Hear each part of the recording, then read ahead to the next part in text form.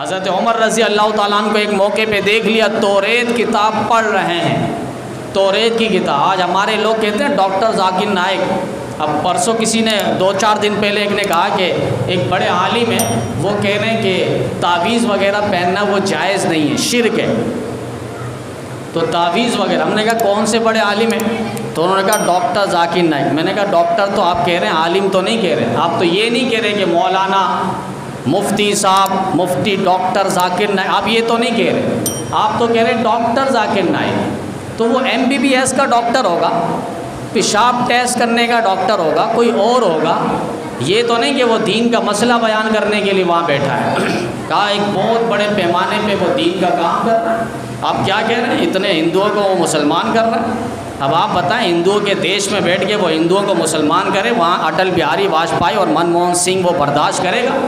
وہاں جو موزی ہے، نریندر مودی ہے، وہ یہ برداشت کرے گا ہمارے ہندوؤں کو مسلمان کرے؟ سازش کے تحت یہ سب کچھ ہو رہا ہے، ہم اس کو پتہ نہیں کس لیول میں سمجھتے ہیں۔ جس نے نبی علیہ السلام کی حیات کا انکار کیا، جس نے تراویح کا انکار کیا، جس نے 3 طلاق کو بدعت کہا کہ ایک ہی مجلس میں ایک ہی وقت پہ 3 طلاق نہیں ہے، پھر اس نے کہا کہ یہ جو نبی علیہ السلام قبر میں زندہ نہیں ہے، جس نے اور بھی بہت ساری باتیں اس نے کی ہے۔ بارکیف یہ ساری باتیں جو جمہور علماء اور فقہ حنفی سے ہٹ کر، شریعت اسلامیہ سے ہٹ کر، آپ لوگ کہتے ہیں بائبل بیان کرنے سے کیا ہوگا؟ ہمیں تو قرآن کریم سمجھاؤ۔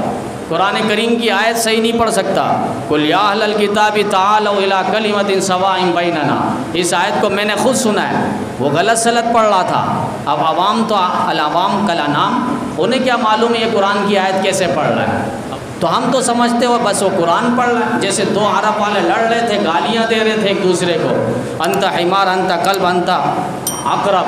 اب وہ دوسرا کوئی شخص جا رہا تھا جو غیر عرب تھا، اور اس نے کہا کہ یار ہمارے لیے بھی دعا کرو، ہمارے لیے بھی دعا۔ اب وہ ضروری نہیں کہ وہ عربی میں بات کر رہے ہیں تو وہ کوئی حدیث پڑھ رہے ہیں یا قرآن پڑھ رہے ہیں۔ ٹھیک ہے، آپ کا ایک عقیدہ ہے، عقیدت ہے عربیت کے ساتھ، لیکن وہ عربی میں گالی دے رہے ہیں ایک دوسرے کو، اور وہ جناب کہہ رہے ہیں کہ ہمارے لیے بھی دعا کرو۔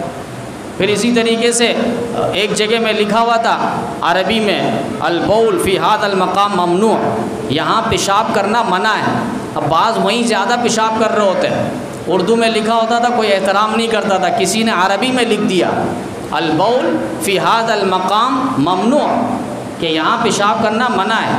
اب جو بھی آتا دیکھتا عربی میں کچھ آیت ہے، کچھ حدیث، کچھ لکھی ہے، اب وہ احترام کر رہا، وہاں پیشاب نہیں کر رہا، جبکہ عربی میں اس کا معنی یہی ہے کہ یہاں پیشاب کرنا منع ہے، وہ عربی الفاظ ہیں۔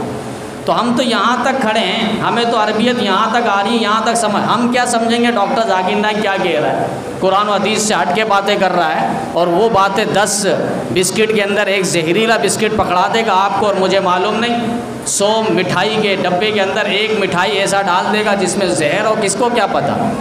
تو میرے شیخی و سندی اعظم مولانا مفتی ظفر علی خان صاحب رحمہ اللہ، وہ جو بات کر کے گئے اظہر من الشمس سے، وہ جو بات کر کے گئے ہمیں وہ اب واضح طور پر نظر آ رہی ہے۔ ہم سمجھ رہے ڈاکٹر ذاکر نائک کہہ رہے ہیں کہ تعویذ پہننا وہ جائز نہیں ہے، گلے میں لٹکانا، اگر وہ شرکی ہے تو آپ نہیں پہننا، قرآن و حدیث سے ہٹ کر ہے نہیں پہننا، اس کا معنی مفہوم مطلب واضح نہیں ہے تو نہیں ہے۔